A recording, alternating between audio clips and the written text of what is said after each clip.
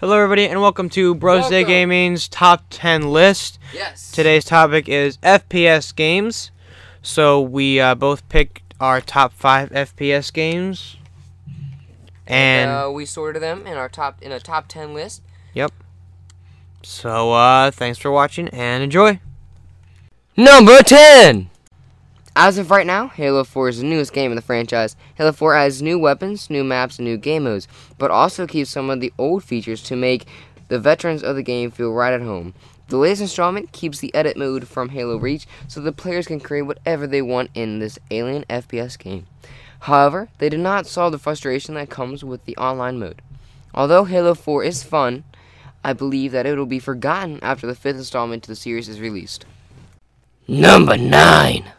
Halo Reach has one of my favorite features to the series, which is the edit mode. This mode allows you to create anything including race maps and obstacle courses in a Halo world.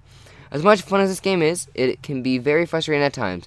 The online is constantly changing hosts, which creates difficulty when wanting to play a full match. In addition, sometimes the shots do not register, which can lead to unfair games.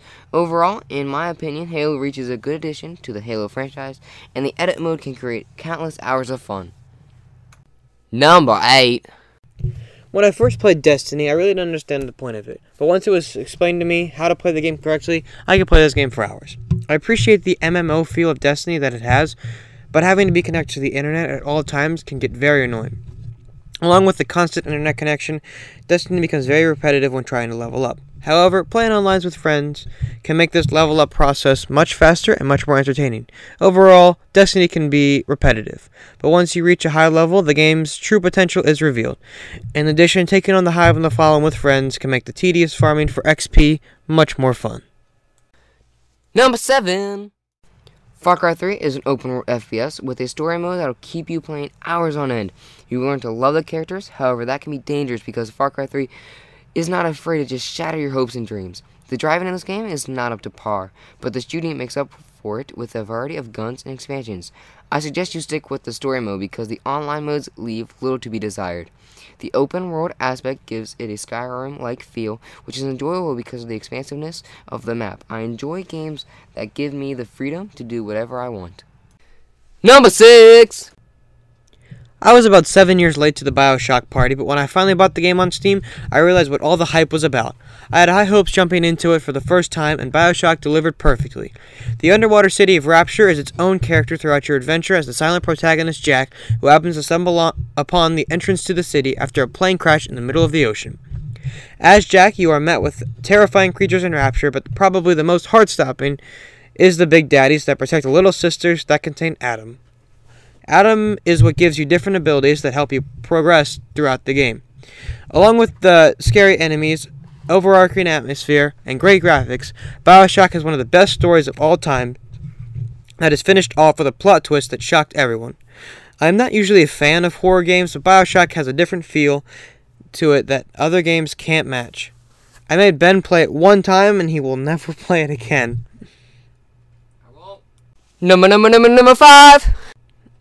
I had always heard high praises about Portal 2, and when I finally got my hands on the last copy at a local GameStop, I understood why. Portal 2 was brought to us by Valve, aka the people who are famous for creating amazing FPS games like Half-Life and Team Fortress, 2 games that would have been on this list, but I haven't got the opportunity to play them yet. This puzzle/platformer/FPS sequel is filled with what made the first game great, but it adds a few game mechanics that make it excellent. In Portal 2, you take on the role of Shell, a tough subject in Aperture Science Labs as she navigates her way through a series of tests with the trusty portal gun. The portal gun gives you the ability to shoot portals that you can use to travel to different parts of the test room, move boxes, or make turret robots shoot each other. However, turret robots are the least of Shell's worries throughout taking these tests, as she is watched over by the evil computer GLaDOS.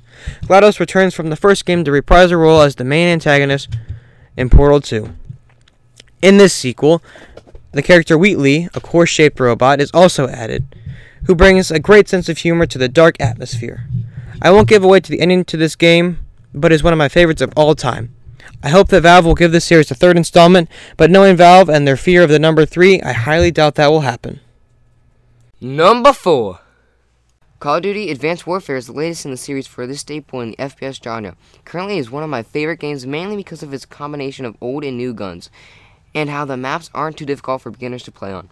Along with jetpacks, Advanced Warfare adds new game modes to the series with One Shot and Momentum. However, I focus my attention on ranked play because of its difficulty.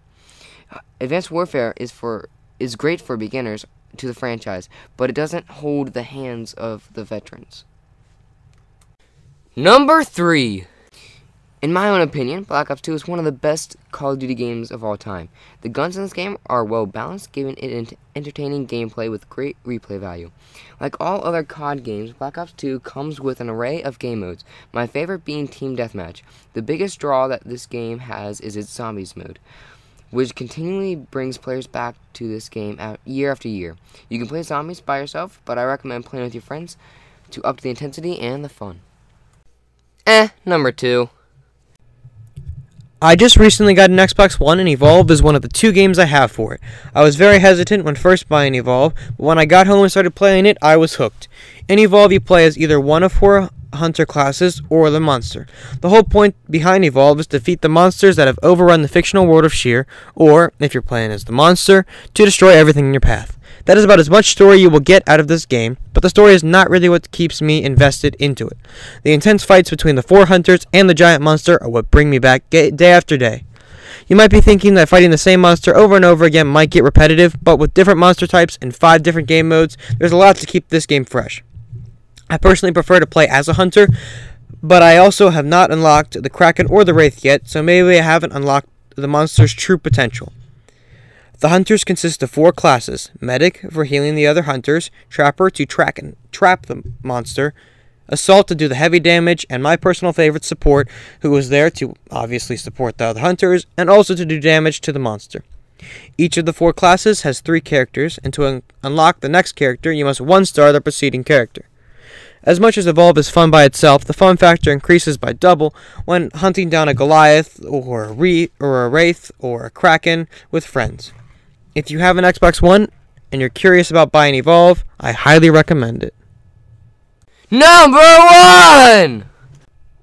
Time Splitters 2 is a first-person shooter that is often forgotten. However, it holds a near and dear place in my heart. I used to spend hours playing this game with Ben, and whenever friends came over, this game was the only thing we played. The controls take some time getting used to, but once you get them down, there's an endless amount of fun to be had. Time Splitters 2 is unique because of how it mixes time travel and FPS fun. The campaign is entertaining in multiple timelines and has a fun co-op mode, but the different types of multiplayer is what puts this game on a stage of its own.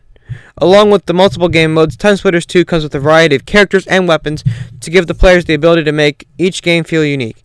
You can play a round of Capture the Flag with just rocket launchers and flare guns, or an old-fashioned game of Team Deathmatch with double Tommy guns and double shotguns. Either way, Time Splitters 2 is an amazing FPS with hours of replay value, and that's why it's our number 1 FPS game. Thank you for watching this episode of Bros Day Gaming's Top 10 list. A little special announcement we have. We are going to be taking away Bros Day Versus on Mondays and replacing it with Bros Day Gaming's Top 10 list. So that might mean we're going to be bringing back questions for the Shoutout Shack on Sundays. We haven't decided that yet, but we know for sure that this is going to be taking the Bros Day Versus spot on Mondays. So our schedule as of right now is Mondays Bros Day Versus, Wednesdays Bros Day Minecrafting, and Fridays Bros Day Challenging. Just to let you guys know our schedule, so we can keep you in the know of what we got going on here. Another way to know what's going on is just subscribe to us on YouTube. That way you'll get notified when we create videos. Follow us on Twitter, like us on Facebook. We will put posts up there if we have any problems with our videos not uploading.